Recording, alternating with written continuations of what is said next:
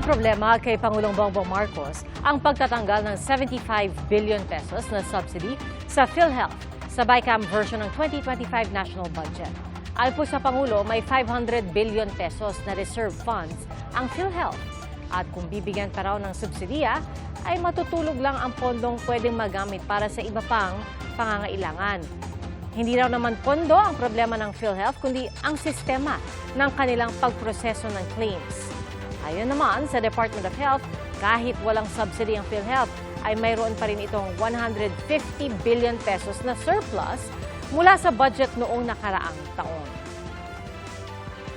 Dahil ang katotohanan dyan ay, kung tignan ninyo, kaya binawi ng Department of Finance yung ilang reserve na naman doon na naiwan dahil hindi nagamit yun ng ilang taon.